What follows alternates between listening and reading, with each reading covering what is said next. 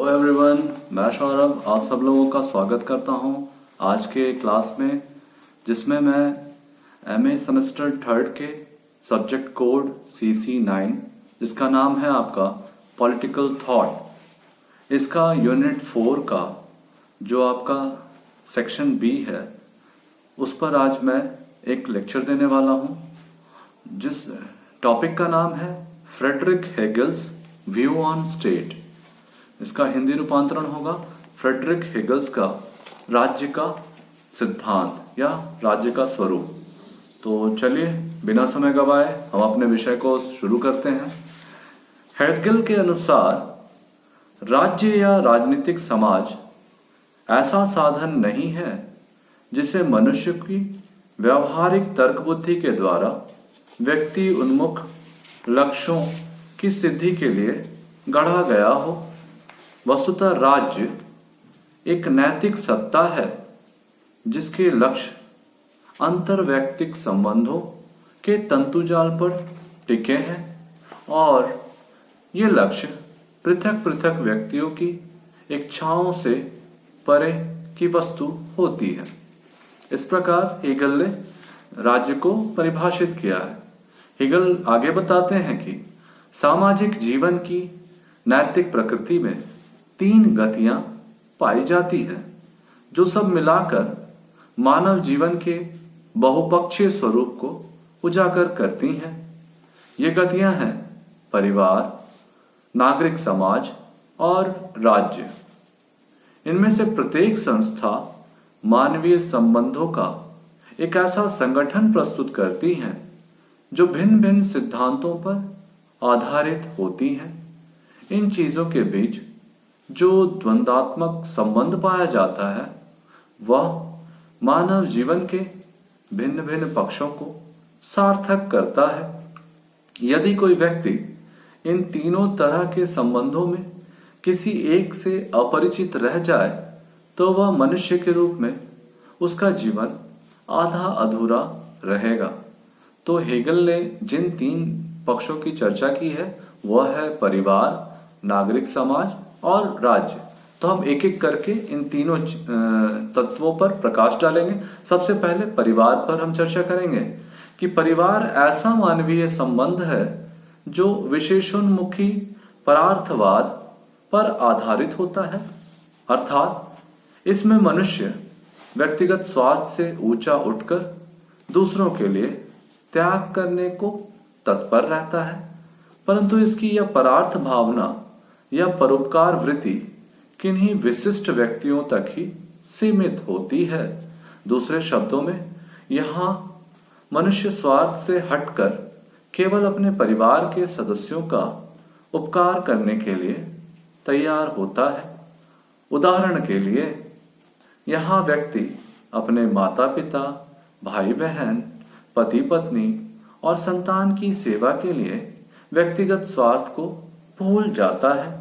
जब कोई व्यक्ति अपने बच्चों के पालन पोषण और शिक्षा दीक्षा की चिंता करता है या बूढ़े माता पिता के कल्याण की व्यवस्था करता है, तब उसकी गतिविधियां संकीर्ण स्वार्थ से प्रेरित नहीं होती, बल्कि दूसरों को लाभ पहुंचाने की तत्परता से प्रेरित होती है, जिसे सामाजिक लोकाचार के अंतर्गत एक कर्तव्य के रूप में प्रतिष्ठित किया गया है।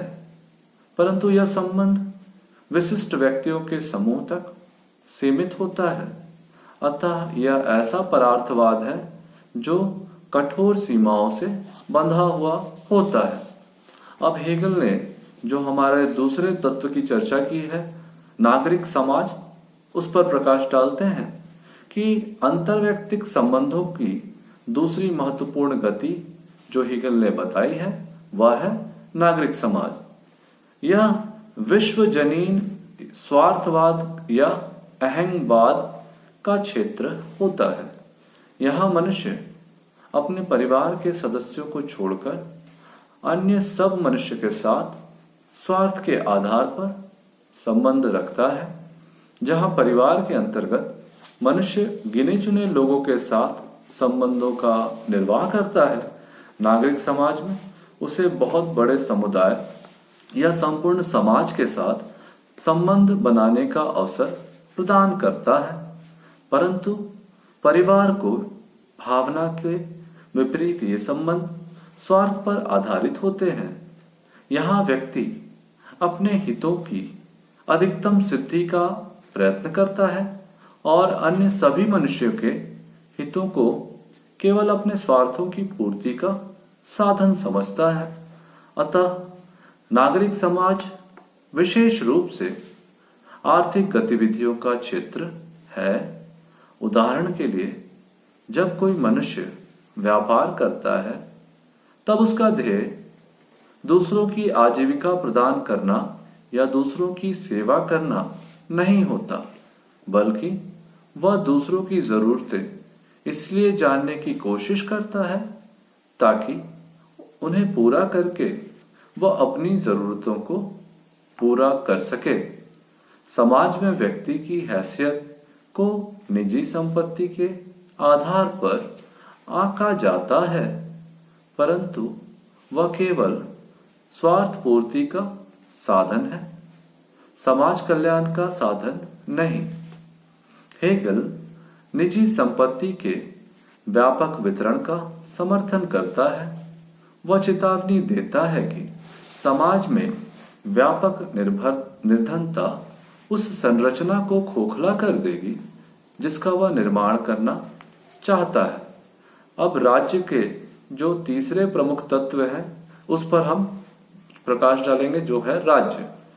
तो बाजार को सुचारू और नियमित रूप से चलाने के लिए कुछ नियमों और विश्वजनीन सिद्धांतों की जरूरत होती है, जैसे कि सर्वमान्य नापतौल और गुण नियंत्रण की, ताकि आगे चलकर उनके आधार पर कानून बनाए जा सके और ऐसे न्यायालय स्थापित किए जा सकें जो इन नियमों को लागू करने में समर्थ हो।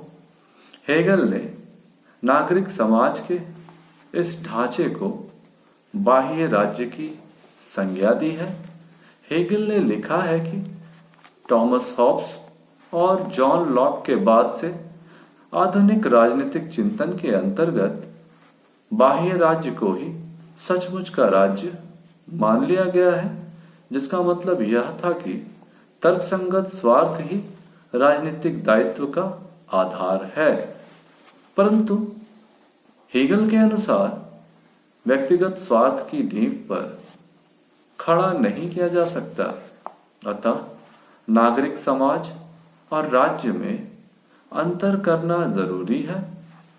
स्वार्थ के आधार पर नागरिकों से यह आशा कैसे की जा सकती है कि वे अपने राष्ट्र के सम्मान की रक्षा के लिए युद्ध में कूदकर अपनी जान पर खेल जाए। जहां हॉब्स ने व्यक्ति के स्वार्थ को राजनीतिक दायित्व का आधार बनाया है, वहां ऐसी स्थिति की व्याख्या बहुत मुश्किल होती है। अतः हेगल ने यह मान्यता प्रस्तुत की है कि राज्य की आधारशिला व्यक्तिगत स्वार्थ नहीं बल्कि विश्वजनीन परार्थवाद है। दूसरे शब्दों में, राज्य ऐसा क्षेत्र है जहां व्यक्ति अपने स्वार्थों से ऊपर उठकर संपूर्ण समुदाय के हित में त्याग करने को तत्पर होता है।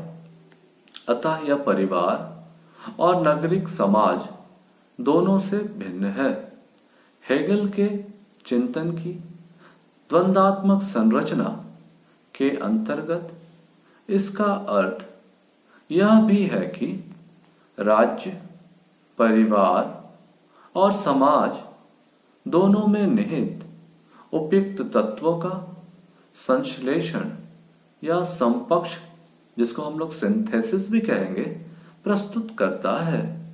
हेगल ने ऐतिहासिक विकास के जो प्रतिरूप प्रस्तुत किए हैं उसके अनुसार परिवार को हम एक पक्ष मान सकते हैं, नागरिक समाज उसका प्रतिपक्ष है और राज्य इनका समपक्ष। यह परिवार के परार्थवाद को नागरिक समाज के विश्वजनीन चरित्र के साथ जोड़कर इन दोनों से श्रेष्ठ रचना प्रस्तुत करता है, जो विश्वजनीन परार्थवाद पर आधारित है। एक और राज्य में परिवार का गुण पाया जाता है, क्योंकि इसमें नागरिकों से यह आशा की जाती है कि वे स्वार्थ से ऊपर उठकर दूसरों के हित में कार्य करेगा, जैसे कि वह कर चुकाएगा, सेना में भर्ती होकर देश की सेवा करेगा इत्यादि। दूसरी ओर राज्य की संरचना में नागरिक समाज का यह गुण पाया जाता है कि वह व्यक्ति को समुदाय के अन्य सभी सदस्यों के साथ जोड़ देता है, जिससे नागरिकता की चेतना उभर कर सामने आती है। इसके अंतर्गत सारे नागरिक एक बड़ी सत्ता के अंग के रूप में समान माने जाते हैं। अतः हीगल ने अपनी प्रसिद्ध कृति फिलॉसफी ऑफ राइट, जिसको हम लोग सत्य दर्शन भी कहते हैं और जिसका प्रकाशन 1821 ईस्वी में हुआ था, इसके अंतर्गत यह तर्क दिया है कि राज्य में किसी मनुष्य को मनुष्य के नाते ही एक व्यक्ति माना जाता है, इसलिए नहीं कि वह यहूदी, कैथोलिक, प्रोटेस्टेंट, जर्मन या इतालवी है। संक्षेप में राज्य भिन्न भिन्न व्यक्तियों को एक विश्वजनीन प्रणाली के रूप में जोड़ देता है, जो विवेक से अनुप्राणित होती है। इस प्रकार हेगल ने अपने आदर्श राज्य के विचार में उन्होंने बताया है कि राज्य मूलतः 3 तत्वों से मिलकर बना होता है। पहला तत्व होता है परिवार, दूसरा तत्व होता है नागरिक समाज और तीसरा जो है वो है राज्य। इन तीनों तत्वों की विशेषताओं पर उन्होंने प्रकाश डालते हुए बताया है कि राज्य जो होता है वो परार्थवाद पर आधारित होता है। परार्थवाद से हमारा तात्पर्य है कि मनुष्य उसमें अपने स्वार्थों को छोड़कर परिवार के अन्य सदस्यों के साथ सेवा भाव से कार्य करता है और वहां स्वार्थ की भावना नहीं पाई जाती है। ठीक इसी तरह जब हम इसके दूसरे स्वरूप अर्थात नागरिक समाज की बात करते हैं, तो नागरिक समाज जो होता है वह विश्वजनीन स्वार्थवाद या अहमवाद का से जुड़ा हुआ एक तत्व होता है। इसके अंतर्गत मनुष्य का संबंध अनेक लोगों से होता है, लेकिन यह संबंध व्यक्तिगत स्वार्थों पर आधारित होता है। जब इसके उदाहरण के रूप में हमें यह बताया गया है कि जब मनुष्य किसी दूसरे मनुष्य के साथ संबंध स्थापित करता है, तो वह अपने अधिकतम हितों की पूर्ति और अपने अधिकतम स्वार्थों की पूर्ति का चेष्टा करता है। जैसे कोई व्यक्ति यदि व्यापार करता है, तो व्यापार करते समय वह उस बाजार की उत्पादन क्षमता और उस बाजार की मांग को ध्यान में रखता है। इसके पीछे उसका मकसद लोगों के साथ सहानुभूति या लोगों की मदद करना नहीं होता है, बल्कि वह यह जानने का प्रयास करता है कि बाजार में क्या आवश्यकता है और उसकी क्या सीमाएं हैं। इसके पश्चात वो उत्पादन करके बाजार में अपने वस्तुओं को बेचता है। इसी प्रकार जब इसकी तीसरी अवधारणा जो राज्य से जुड़ी हुई है, यह इन दोनों तत्वों के सम्मिश्रण से बनती है, जिसमें आपका परार्थवाद और विश्वजनीन स्वार्थवाद दोनों का सम्मिश्रण पाया जाता है।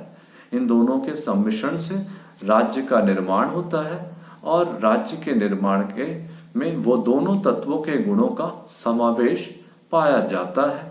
इस प्रकार से हेगल ने अपने राज्य के अवधारणा पर अपने विचार प्रस्तुत किए हैं, जिसके माध्यम से उन्होंने यह बताया है कि राज्य जो होता है परिवार और नागरिक समाज इनसे मिलकर बनता है। इसमें परार्थवाद की भावना और विश्वजनीन स्वार्थवाद की भावना दोनों का सम्मिश्रण पाया जाता है, जिसके आधार पर व्यक्ति उसमें कार्य करता है।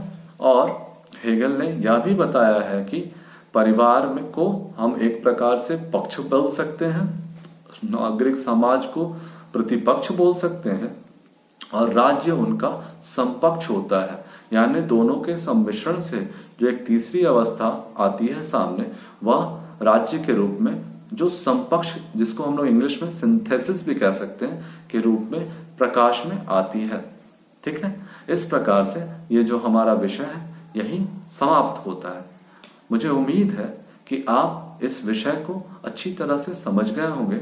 इसमें कोई कठिनाई नहीं है, यह बिल्कुल भी सरल भाषा में और बहुत ही सुगम है। इसे आसानी से समझा जा सकता है कि राज्य मूलतः 3 तत्वों का सम्मिश्रण है। एक है आपका परिवार, दूसरा है नागरिक समाज और तीसरा है राज्य। इन तीनों तत्वों को मिला करके हम राज्य की कल्पना करते हैं हेगल के दृष्टिकोण से। परिवार जो होता है परार्थवाद की भावना से होता है। इसमें व्यक्ति निजी स्वार्थ को त्याग देता है और निजी स्वार्थ से ऊपर उठकर अपने परिवार के सदस्यों के प्रति निस्वार्थ भाव से कार्य करता है। जबकि हम उसके दूसरे तत्व नागरिक समाज को देखें तो नागरिक समाज यह बताता है कि उसमें व्यक्ति का संबंध समाज के कई लोगों से होता है, लेकिन वहां व्यक्ति स्वार्थी होता है और विश्वजनीन संबंधों और स्वार्थवाद के सिद्धांत पर काम करता है, जहां वो लोगों से संबंध इसलिए स्थापित करता है ताकि वह अधिकतम हितों की प्राप्ति कर सके। और जब हम राज्य की बात करते हैं तो परिवार और ये नागरिक समाज, इन दोनों के सम्मिश्रण के पश्चात जो हमारा अवस्था बनती है वह अवस्था राज्य की होती है। इसमें परिवार को पक्ष, नागरिक समाज को प्रतिपक्ष और राज्य को समपक्ष बताया गया है। इस प्रकार से यह काफी सरल है, इसको समझना बहुत ही आसान है। आप इसकी व्याख्या आसानी से कर सकते हैं और यदि आपको इसके समझने में कोई और कठिनाई होती है तो आप अपने सवाल हमें कमेंट में लिखकर दे सकते हैं। हम उम्मीद करते हैं कि आज की क्लास आपको अच्छी तरह से समझ में आ गई होगी। अगर कोई कठिनाई है तो आप प्रश्न पूछिए, हम आपके उत्तर अवश्य देंगे। और यही इसी के साथ हम आज की क्लास को यहीं समाप्त करेंगे। हम अगले क्लास में फिर से आपके सामने उपस्थित होंगे एक नए विषय के साथ। तब तक के लिए धन्यवाद।